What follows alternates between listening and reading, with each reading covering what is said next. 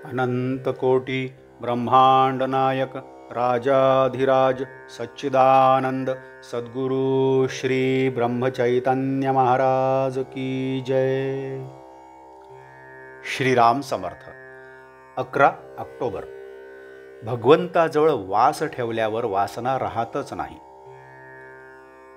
एखादा मनुष्य दुष्ट निघाला तर मागल्या जन्मी तो कसा बसेल असे आपण म्हणतो, पण हे बरोबर नाही। मनुष्याला वासनेनेच जन्म येतो, कर्माने नाही।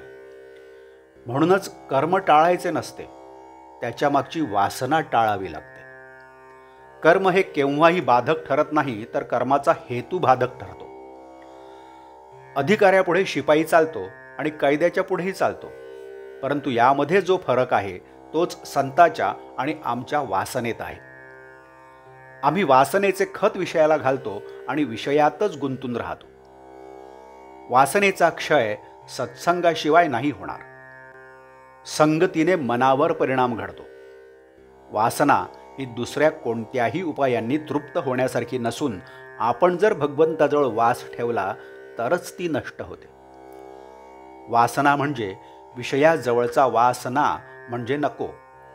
सकाळपासून संध्याकाळपर्यंत आणि रात्रीपर्यंत वासनेमुळे सर्व कर्म एकमेकात गुंतून गेले आहेत।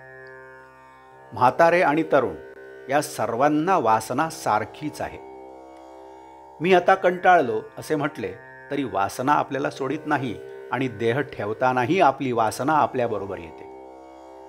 परमात्मा जसा चिरंजीव आहे तशी वासना पण चिरंजीव आहे। वासनेच्या किंवा हवेपणाच्या 3 अवस्था आहेत।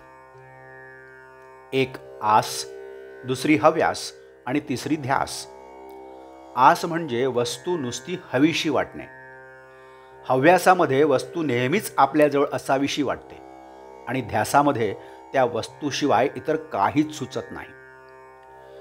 मोठे झाड तोडायचे असेल तर आपण त्याच्या वरच्या फांद्या आधी तोडतो, नंतर बुंधा तोडतो।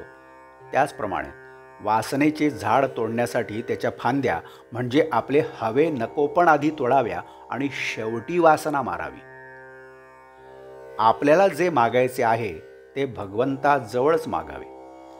त्याने ते नाही दिले तर ते न देणेच आपल्या हिताचे आहे अशी बुद्धी उत्पन्न होईल। त्यानेच वासना मरेल आणि वासना नष्ट झाल्यावर बुद्धी भगवत स्वरूप होईल। काहीही न करता मिळावा इतका का परमार्थ सोपा आहे? त्याच्यासाठी निदान वाईट वासना तरी मारायला नको का? आणि चांगल्या वासना सुद्धा नीती आणि धर्माला धरून असतील तेवढ्याच भोगाव्या। श्रीमंतांच्या गरजा मरेपर्यंत भागत नाहीत, कारण त्यांना वासना जास्त असते।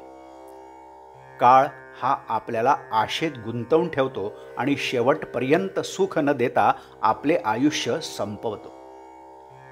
जो जिवंतपणी वासनारहित राहिला त्याला सुखदुःख नाही। आपण आपल्याच घरामध्ये पाहुण्यासारखे वागावे, असे राहण्याने वासना क्षीण होईल। आजचे बोधवाक्य। राम करता ही भावना ठेवून नामात राहण्याचा प्रयत्न करा, म्हणजे वासनेची नांगी मोडलीच म्हणून समजा। जानकी जीवन स्मरण जय जय राम। नमस्कार। मराठी आणि हिंदीतून रोजची श्री महाराजांची प्रवचने आपण ऐकत आहातच, परंतु कृपया चॅनलला भेट द्या आणि प्लेलिस्ट बघा।